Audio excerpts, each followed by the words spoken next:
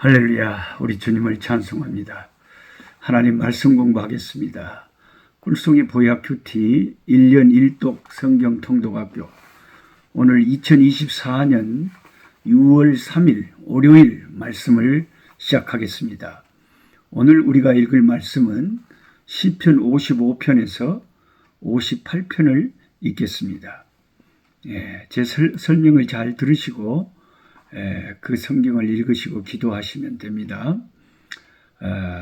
저는 어제 주일날 서울의 송파구에 있는 작은 개척교회인 동행교회라는 교회에 다녀왔습니다. 그 상가에 작은 공간을 얻어서 참 젊으신 분들이 많이 모여서 예배드리고, 목사님도 굉장히 좋으신 목사님이 목회하고 있는 참 미래가 밝아 보이는 좋은 교회였습니다. 여기저기 주일마다 말씀 전하러 가보면 참 좋은 목사님들, 좋은 목회자들 많이 만납니다. 오늘 시편 56편에 보면 다윗이 하나님께 기도할 때 뭐라 그러냐면, 나의 눈물을 주의 병에 담으소서, 그렇게 기도합니다. 자신의 그 눈물을 주님의 병에 담으라는 것은 자기 아픔을 기억해 달라는 거겠죠. 다윗은 8번째 막내 아들로 태어났는데, 만약 다윗이 오늘날처럼 그 부모가 가족 계획을 세웠더라면 태어나지도 못했을 사람입니다. 목동으로 양치던 무명의 다윗은 우연히 블레셋과의 싸움터에 나가 자기 형들을 위해 도시락 배달하러 갔다가 블레셋의 장수 골리앗이 하나님을 모독하자 그것을 견디지 못하고 분한 마음이 들어서 골리앗에게 나가서 싸우겠다고 자원하고 물맷돌 5개로 골리앗을 쓰러뜨려 일약 이스라엘의 영웅으로 등장했습니다. 다윗의 인기가 하늘을 찌를 듯이 올라가자 이스라엘의 임금이었던 사울왕이 질투심이 느껴지고 견제와 비교의식과 열등감이 생겨서 다윗을 미워하는 마음이 너무 강해서 다윗이 자기 후손들이 왕되는 것을 막겠다 싶어서 다윗을 죽이려고 혈안이 되었던 것입니다. 이 사실을 알고 다윗은 사울을 그 날카로운 창을 피해서 여기저기 망명 생활을 하는데, 그러다가 블레셋 사람들이 다스리던 지방에까지 들어갔습니다. 비록 미친 척하는 사람 흉내를 내면서 위기를 모면했지만, 미친 사람 흉내. 당시에 다윗은 그야말로 오갈 데 없는 초라하고 참 비통한 상태였습니다. 이러한 다윗의 심정을 가장 잘 표현한 구절이 오늘 시편 56편 8절에 기록되어 있습니다.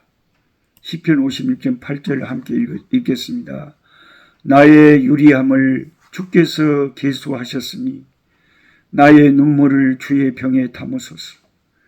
이것이 주의 책에 기록되지 아니하였나이까.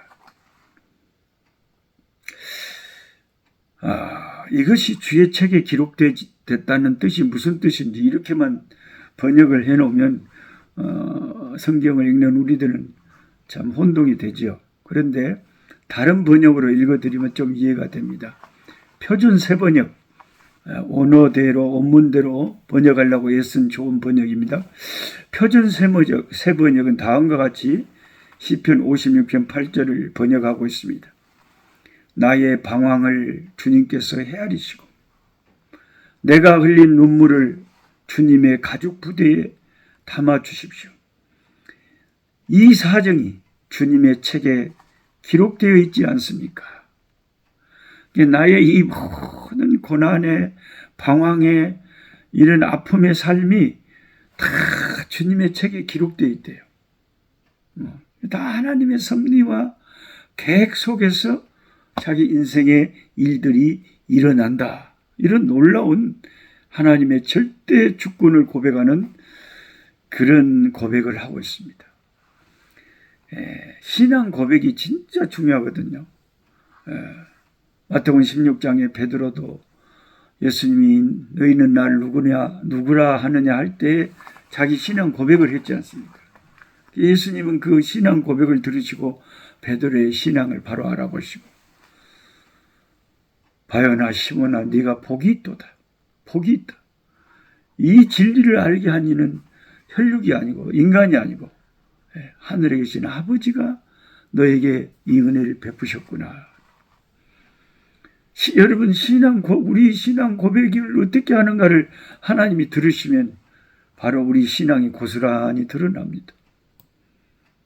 이 다윗은 내 인생의 이 모든 사정들이 아버지의 책에 다 기록되어 있기 때문에 아버지가 다 아실 거라는 아버지 내 눈물을 주의 병에 담으시고 나의 아픔을 헤아리시고 아버지 긍휼의 손을 뻗쳐달라 하는 그런 기도가 아니겠습니까? 시인이 처했던 고난의 상황이 어느 정도였습니까? 시인을 대적하는 원수들은 참으로 부지런하기도 했습니다. 저는 마귀가 부지런한 것이 너무 진짜 싫어요. 마귀가 왜 이렇게 부지런한지 몰라요. 죄를 짓는 일에 우리를 시험하고 유혹하는 일에 아주 좀 얘가 좀 게을렀으면 좋겠는데 얼마나 부지런한지 몰라요. 그들은 종일토록 시인을 괴롭혔습니다. 1절, 2절의 종일이라는 단어는 그야말로 시인의 원수들은 자나깨나 시인을 괴롭히려는 생각만 하고 있음을 강조하고 있습니다. 역사적으로 다윗을 힘들게 한 사람은 블레셋 사람보다 아까 말한 사울왕이었습니다. 사울왕도 하나님을 믿는 이스라엘 백성이었는데 어느 순간 질투심에 사로잡히니까 그 마귀가 그 심령을 주장하니까 그냥 그 살인의 마음이 들어가지고 하나님의 사람을 죽이려고 막 죽여가고 죽이려고 모든 힘을 다 쏟아붓는 것입니다. 다윗은 이러한 자기를 죽이려고 하는 사람들의 핍박과 두려움에 사로잡혔지만은 그런 가운데 하나님을 의지하겠다고 3절에 간절히 고백합니다. 하나님을 의지하는 사람은 그런 위기의 순간이 올 때에 하나님을 간절히 찾으면서 기도하면서 자기의 아픔과 두려움을 주님 앞에 호소하는 거죠. 시인은 4절에서 또 얘기합니다. 궁극적으로 하나님이 모든 것을 다 해결해 주실 것이라는 믿음을 갖고 있다는 것입니다. 그런 믿음을 우리도 가지고 있어야 돼. 하나님이 다 알아서 해 주실 거예요. 근데 우리가 인간인지라 절대로 두려워 않는다고 했지만 자기 눈에 흐르는 눈물은 어쩔 수가 없었습니다. 그는 흐르는 눈물을 부끄러워하지 않았습니다. 오히려 그 눈물을 하나님의 병에 담아달라고 애원합니다. 이 눈물 때문에 하나님이 나를 긍휼히 여기시고 불쌍하게 보시고 이 눈물을 통해서 나를 보살펴 주시고 이 눈물을 통해서 하나님 나를 건져달라고 애원하고 있습니다. 하나님은 경건한 자, 즉 하나님을 의지하는 자의 고난을 절대로 외면하지 않습니다. 하나님을 신실하게 믿는 신앙인들이 고통과 슬픔 속에서 눈물로 보내는 그 많은 시간과 잠 못 이루는 밤은 하나님께서 하나도 빼놓지 않으시고 기억하고 계십니다. 12절 때문에 많은 학자들은 이 시가 감사의 예배 때 사용된 시라고 이해하고 있습니다. 12절 말씀, 시편 56편 12절 말씀 때문에 이 시가 감사제 때 사용된 시다. 하나님이여 내가 주께 서운함이 있사온즉 내가 감사제를 주께 드리이다. 모세의 율법에 따르면 뭔가 서운이 있어서 감사 제사를 드릴 때가 많아요. 감사 제사는 서운이 있을 때 드릴 때가 많아요. 감사해서 결과가 있어서 드리는 감사제도 있지만 아버지 앞에 뭔가 서운을 담아서 감사 제사를 드리는 경우가 많았다는 것입니다. 다윗이 무엇을 서운했을까요? 아마도 13절의 내용이 서원의 내용이라고 생각됩니다. 한마디로 시인은 위기의 순간에 자신을 살려주신다면 내가 더 하나님께 감사하며 아버지를 충성하고 섬기겠다고 약속을 하는 거죠. 우리는 이런 서원이나 기도를 가끔 합니다. 하나님, 내 기도를 들어주시면 내가 이러이러한 것으로 주님께 감사 제사를 드리겠습니다. 그러나 인간은 대체적으로 화장실 갈 때하고 나올 때가 다릅니다. 그런데 하나님과 한 약속은 하늘이 두 쪽이 나더라도 반드시 지켜야 합니다. 하나님을 의지하는 사람은 하나님께 서운한 것을 지키는 사람입니다. 하나님의 사람 다윗은 자기의 서원을 지켰습니다. 그는 더 나아가 하나님이 지시하지 않았는데도 자원해서 하나님의 성전을 지켰다고 나섰지 않습니까? 자신의 어려웠던 과거를 반추하면서 다윗은 이제 평강 가운데 있을 때 무릎 꿇고 하나님께 기도하면서 내 같은 인간이 무엇이라고 이런 호화로운 백향목 궁굴에서 지내는 왕이 되었느냐면서 그를 그렇게 만드신 하나님께 한없이 감사와 찬양을 쉬지 않았습니다. 눈물 흘린 빵을 먹어보지 않는 사람하고는 인생을 논하지 말라고 했습니다. 다윗은 자신의 눈물을 병에 담아달라고 하나님께 애원하면서 하나님의 동정심을 자극합니다. 하나님은 그의 눈물의 간구를 들으셨고 마침내 그를 광활한 곳에 우뚝 세우셨습니다. 지금 함께 성경 공부하시는 여러분 가운데 현실의 고통 속에서 많은 참 남모르는 눈물을 흘리는 참 하나님의 백성들에게 다윗의 이 시편이 이 시편 56편이 참 힘이 되어지고 위로가 되어지고 이 시는 곧 다윗의 기도니까 우리도 이 말씀 그대로 소리내어 낭독하고 읽으면서 주님의 긍휼을 구하는 우리가 돼야 되겠습니다. 약국을 운영하시는 약사이신 권사님께서 저에게 그 식초 먹는 것에 대해서 좀 더 고급 정보를 알려주셔 왔습니다. 식초를 마시는 게 좋은 거래요. 좋은 건데 근데 이제 흑초가 식초 중에 제일 좋대요. 제가 사과 식초하고 홍초를 어떤 분이 이제 그 샘표 회장이 마셨다고 그랬어요. 나도 그렇게 토마토 주스에 마시니까 너무 좋은데 나는 그 약사 권사님 말을 또 들어볼래요. 흑초가 조금 비싸긴 하대요. 아이, 지가 비싸 본들 얼마나 비싸겠어요. 몸이 아파갖고 병원에 갔다가 주는 돈보다 건강할 때 속의 장을 다스리고 당뇨를 또 혈관을 맑게 하고 속을 편안하게 하고 변비 안 되게 하고 이런 좋은 흑초를 이제 또 내일 또 사다가 같이 먹어보려고 그럽니다. 하여튼 우리 약사 권사님의 말씀이 한번 들어보려고요. 나는 누가 좋다고 권하면 가능하면 해봅니다.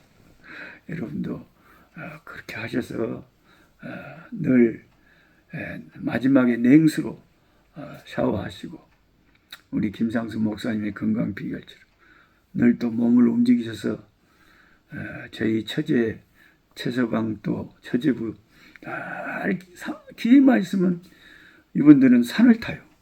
산을 타고 걸어요. 아름다운 호숫가를 찾아서 쉽게 걸을 수 있는 맑은 공기를 쐬면서 자꾸 걸어요. 건강을 크게 수술을 하고 건강을 많이 위협을 당해 본 사람이 건강의 중요성을 알고 거기에 투자를 하는 거예요. 산을 타고 걷고 운동하고 몸을 움직이고 식초, 흑초, 홍초 마시고 또 늘 샤워하고 냉수 마지막으로 탁 한번 찌끌고 그렇게 해서 말씀으로 우리 영혼이 양식을 삼고 또 내 심령이 평강을 누리면서 모든 스트레스, 염려, 걱정을 주님 앞에 내어드리고 우리는 감사함으로 하나님께 아뢰면 됩니다. 주님, 이것이 내 고민입니다. 주님, 이것이 내 아픔입니다. 주님, 내 아픔을 헤아려 주세요. 이렇게 주님 앞에 매달리면서 또 육신의 건강도 지키면서 함께 이 시대를 살면서 주님 교회를 섬겨가는 저희들이 되었으면 합니다. 다음 주에는 주일날 양평에 있는 교회, 조그만 시골 교회에서 저를 오라고 하는데 또 이 불교에서 웜에 양평까지 어떻게 갈지, 그까지 무슨 KTX는 있는지 아마 없겠죠. 그럼 어차피 차로 가야 될 것 같은데 아마 토요일날 또 아버지 학교 가야 되고 여수에서 이거 어떻게 해야 될지, 그래도 오라고 하는 데는 아무리 먼 곳이라도 가봐야 되지 않겠습니까? 기도하겠습니다. 하나님 아버지, 감사합니다.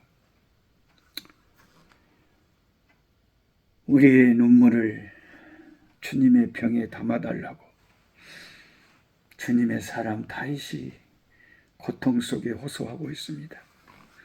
하나님의 동정심을 자극하면서 하나님의 돕는 손길을 바라보고 있습니다. 다윗을 한없이 사랑하시는 주님이 그렇게 기도하는 자신의 종을 보면서 얼마나 안타깝게 생각하시며 한없는 긍휼과 자비로 그를 돌보시고 성령으로 위로하셨겠습니까? 주여, 우리를 불쌍히 여겨주시고 주여, 우리에게 긍휼을 베푸시고 모든 아픔과 우리 마음의 상처와 고통들, 끙끙 앓는 마음들, 남에게 다 털어놓지 못한 어려운 십자가들, 주여, 주님은 다 아시오니 주님은 나의 연약함을 다 아시고 나의 짐을 다 알고 계시니 주여, 내 짐을 가볍게 해주시고 우리의 짐을 주여 들어주시고 함께 짊어지시는 아버지, 멍에를 함께 메어주시는 주님 되어 주시옵소서. 수고하고 무거운 세상의 짐을 지고 주께 나오니 주여, 우리에게 힘을 주시고 안식을 주시고 새 힘을 주시옵소서.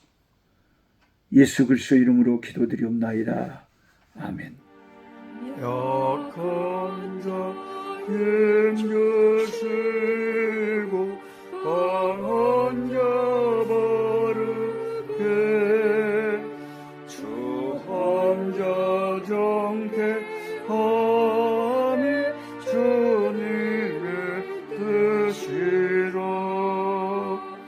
해 아래 압박 있는 곳 주 거기 계셔서 그 팔로 막아 주